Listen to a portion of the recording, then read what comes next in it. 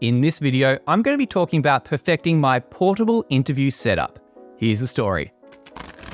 Now, as many video producers know, a vital part about creating video content is getting an interview and making that the backbone of the video that you're creating for your client. A lot of the videos that I do these days are corporate videos or kind of documentary type videos, and it is essential to have these talking to camera pieces or interviews to really hold the whole video together.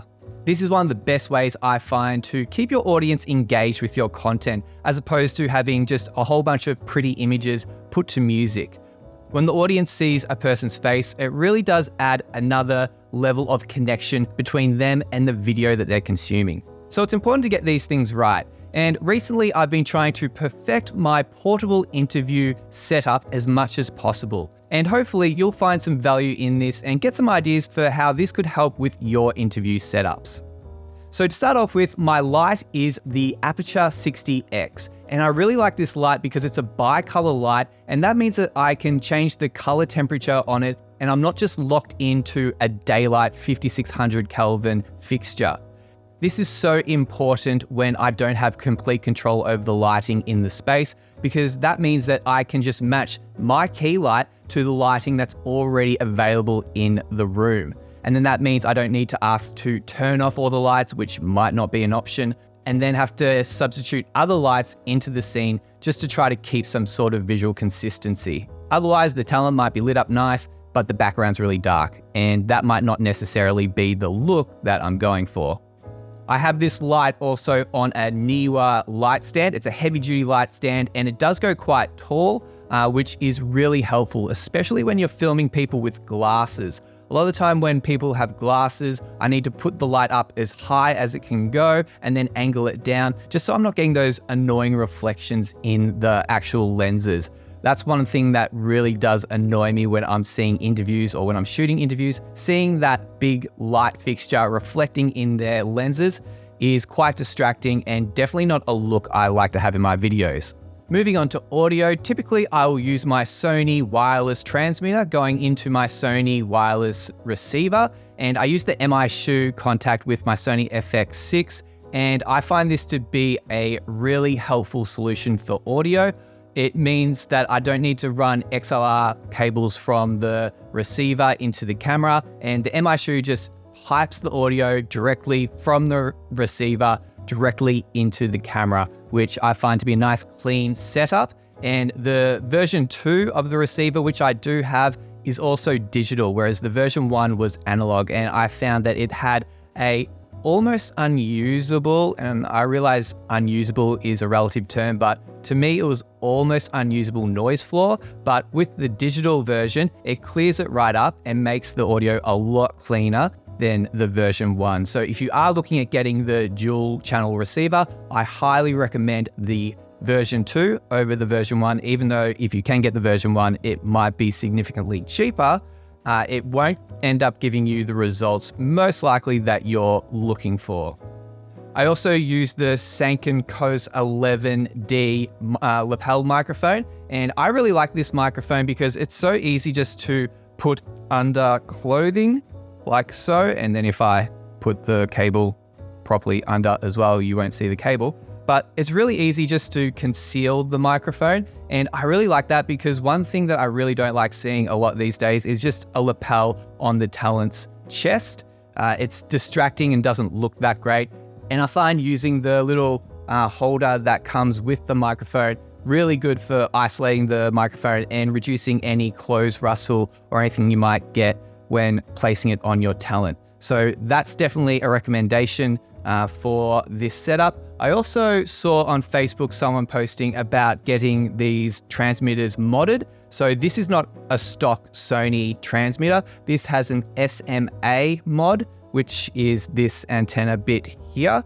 And what that is supposed to do is give me longer range and hopefully more stable connection with my receiver. And so far, after getting the mod, I haven't had any problems, which is great. Before getting the mod, the only problems that I really had with this setup is because it's a dual channel setup, I can have two lapels going at the same time, When I'm running one lapel, I've found it to be rock solid. I've had no dropouts, it's been fine. However, when I've been running two lapels at the same time, two transmitters, then occasionally I might get some dropouts, and I wasn't quite sure why that was happening. However, since getting this mod, I haven't actually tested out the two lapels in action at the same time. So hopefully once I do some tests with that, I can actually check out to see if it has made an improvement. But otherwise, if you're wondering why this transmitter looks a little bit different to other photos that you might have seen of the Sony transmitter or the one that you actually own, that is why.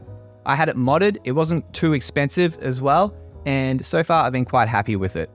Also, in some interviews, I will use a shotgun microphone if I've got them sitting down somewhere and they're not going to be moving. So in this example, I've got my Rode NTG3 set up and I have that boomed pointing down to the talent who would be sitting in that seat. And I find this to be an excellent solution when I know that I'm going to be getting lots of different people talking to camera. So for this particular shoot, I was filming testimonials for people at a conference. Funny story, when I first got to the location to set up, they had me set up in the expo hall and there was a lot of noise going on. There was music, there were exercise bikes that were hooked up to juicers, so you could make a juice by pedaling the exercise bike, and that was very noisy and right next to where I was setting up to record these interviews. So fortunately, when I arrived, which was about an hour earlier than when we were planning on hitting record for the first interview, I was able to flag this with the client and then find a suitable replacement place to be able to record. And this worked out so much better because we had our own personal space and all these people that we were interviewing for the testimonials, they weren't necessarily professional speakers. And some of them were actually quite nervous when they walked into the room. And if we were to be recording in that very public space that we were in before, it would have been an absolute train wreck. Not only would the audio have been almost unusable, I mean, there are a lot of AI tools these days that can work magic, but I didn't want to take that risk on this particular project. Not only would the audio be unusable, but the talent would also be so concerned about the people around them and all the distractions, and it would have just taken so much longer to get these testimonials done than what it did by having an actual room away from everyone else. And we also had a lot more control over how the look would be of these interviews as well, being in this private space. And I like using shotgun mics because it means that people can just sit down, talk, stand up, leave, and I don't have to worry about putting microphones on every single talent, which can be something that will slow down the flow of the production. And I just want the process to run as smoothly as possible. Moving on to the camera, I'm using the Sony FX6, and I've also got a SmallHD 703 ultra bright monitor, so I'm able to monitor what I'm recording accurately on set. It's a fairly new purchase for me, and so far I've got no problems with it. And I might possibly do a more in-depth review on this after I've had it for a little bit longer. Let me know in the comments if that's something that you're interested in seeing.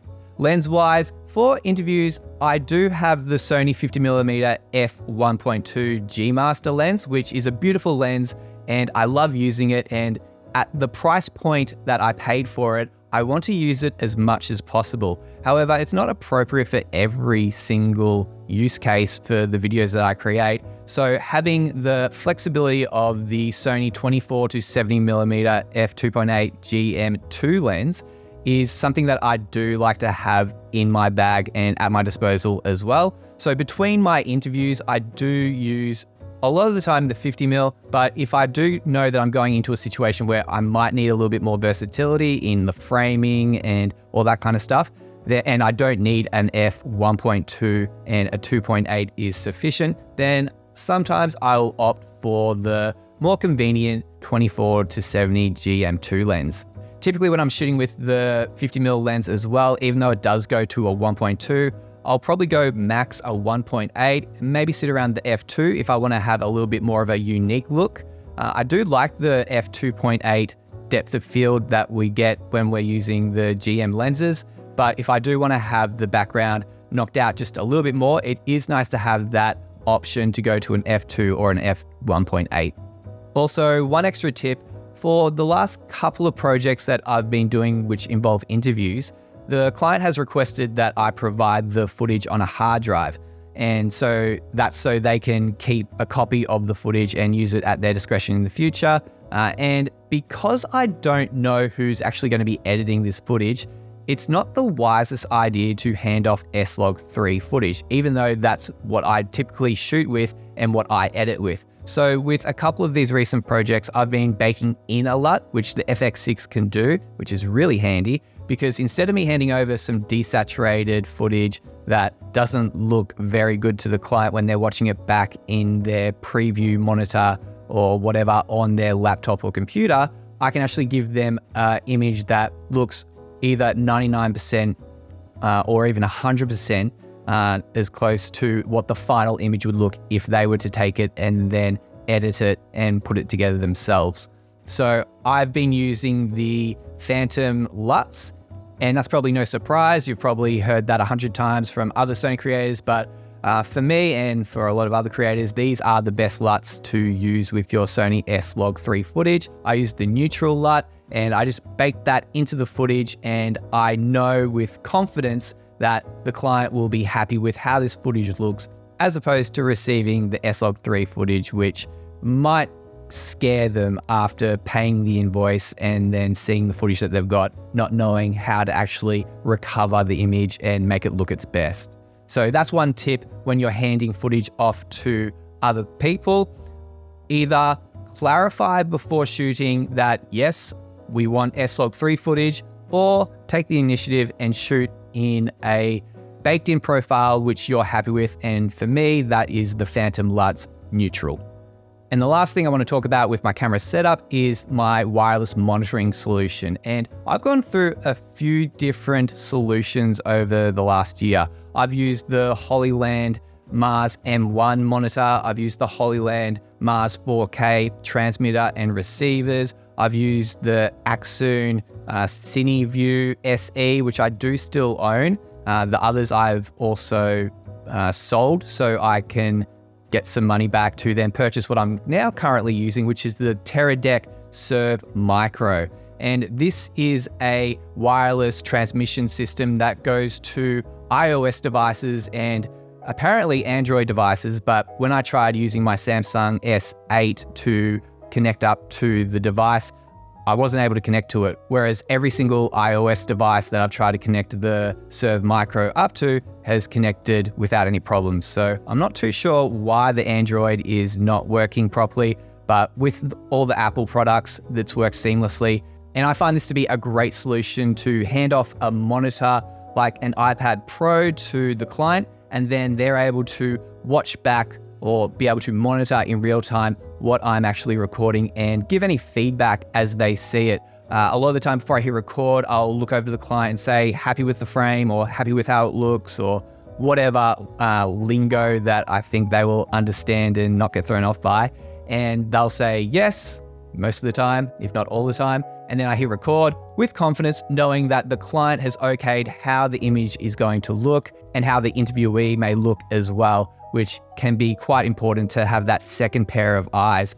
As you may relate, if you're a video creator, you don't like having people hovering over you when you're trying to record something and them trying to look at what you're recording on your monitor. So having something like this just to hand off to the client is something that has really leveled up my production game and is something that is greatly appreciated by the clients when I'm offering them this service. Let me know if you want a more in-depth review on the Teradek Serv Micro. I've used it for a couple of months now, and there are some things I like and there are some things I don't like. And I'll probably, even if you don't let me know in the comments below whether you want me to make a video about it, probably will make a video in the next couple of months. And that's the video. I hope you found this video helpful, and if you did, please give it a like. And if you haven't already, please consider subscribing to this channel for more videos on video creation in the future.